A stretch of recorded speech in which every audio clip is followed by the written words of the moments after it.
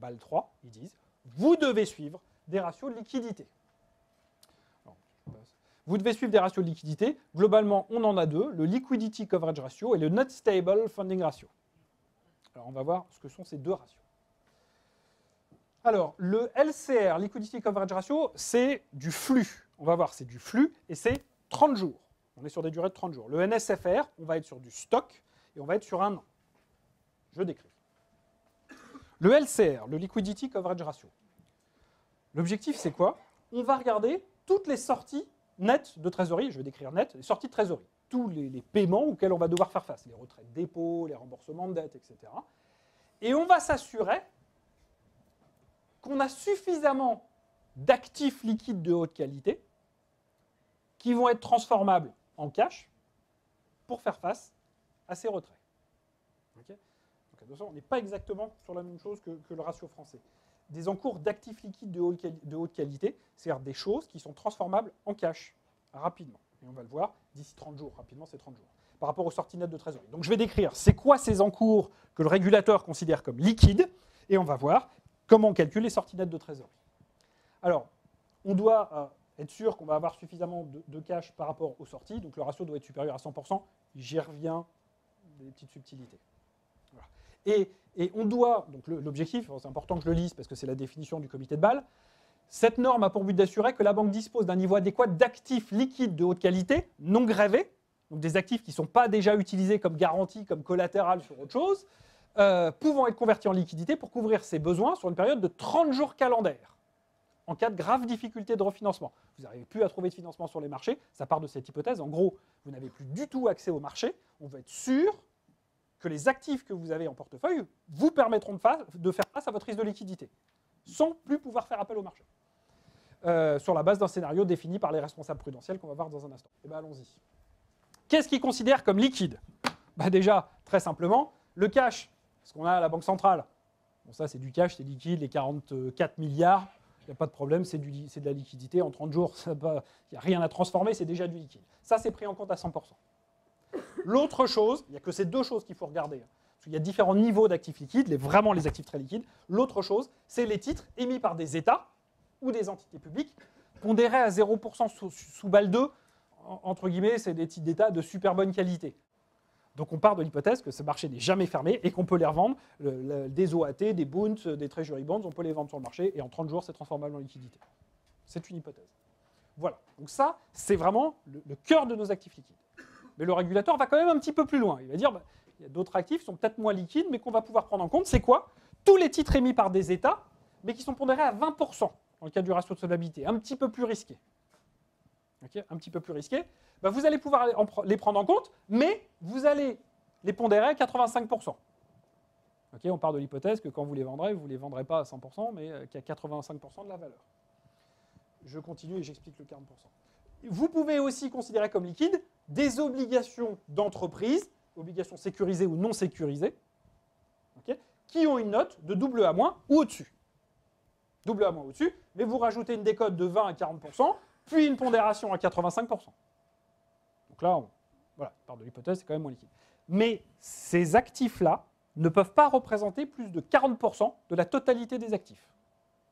Donc 60% minimum doit être représenté par du cash ou des titres, parce que encore une fois, je prends l'exemple de la Générale, titres français, allemands, États-Unis. Donc déjà, ça veut dire pour nous une obligation d'avoir du cash et des titres d'État. Pour nous, je prends ces trois exemples, ça peut être autre chose, ça peut être de la Finlande ou des trucs comme ça. C'est globalement des titres d'État et du cash. Donc des actifs, déjà, dont la rémunération, le cash, 0, et la rémunération des emprunts États-Unis, etc., on est à 1%, à 1,5, donc très faible. Ce que vous avez en... C'est du bleu, enfin l'autre couleur. Ce que vous avez dans l'autre couleur, c'est, vous avez dû le voir, si vous allez aux soirées, il y a 15 jours, il y a une modification du LCR. Ouais, vous allez aux soirées. Modification du LCR, c'est les modifications, ce qui a été rajouté.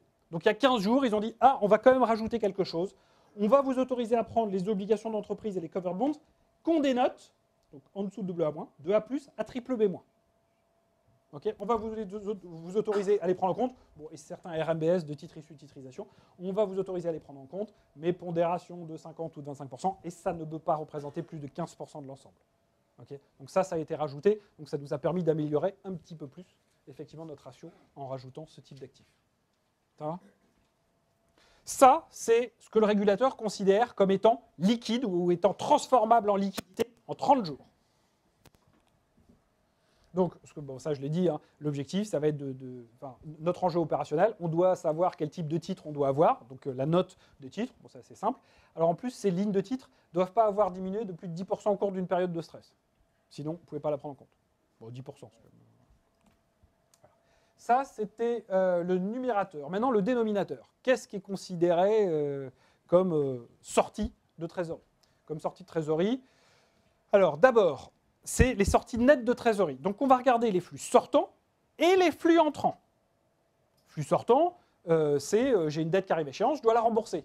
Flux entrant, c'est le client à qui on avait prêté qui nous rembourse. Okay, donc, on va faire le delta, la différence entre les deux. En sachant que dans tous les cas, les flux entrants ne peuvent pas représenter plus de 75% des flux sortants. Okay, donc, voilà. Minimum 25% des flux sortants. Alors, voilà ce qui est considéré comme étant sortant. Pour les dépôts des clientèles de détail, particuliers PME, les dépôts stables, ça c'est les changements qui ont eu lieu donc il y a 15 jours, dépôts stables, on part de l'hypothèse que seul 3% va être retiré d'ici 30 jours. Alors on est passé de 5 à 3%, donc c'est une amélioration pour nous. Seul 3% peut être retiré d'ici 30 jours. Voilà. On sait que le dépôt c'est stable. Alors les dépôts moins stables, et après Stéphane reviendra là-dessus sur c'est quoi du stable, c'est quoi du moins stable, jusqu'à 10% peut être retiré. Les contreparties hors institutions financières, en gros toutes les grosses corporates, s'il y a une activité opérationnelle, seul 25% pourraient être retirés. S'il n'y a pas d'activité opérationnelle, c'était 75%, on n'a maintenant que 40% peut être retiré. Voilà, donc on a amélioré ça aussi. Institutions financières, ça vous concerne un petit peu moins, pardon. Les lignes de crédit, bon, clientèle de détail 5%, autre contrepartie 10%. Donc ça, c'est pour les sorties. Maintenant, les entrées. Les entrées, bon, je passe la prise en pension, ça ne vous concerne pas. On va faire les prêts. Les prêts. J'ai fait un prêt au particulier. Le particulier, donc les prêts aux particuliers qui sont remboursables d'ici 30 jours. Donc on part de l'hypothèse qu'effectivement le particulier va me rembourser, mais qu'à hauteur de 50%, toujours pareil, renouvellement du crédit. Okay, il va y avoir des renouvellements de crédit, donc on ne les prend en compte qu'à hauteur de 50%. Pour les entreprises, pareil, 50%.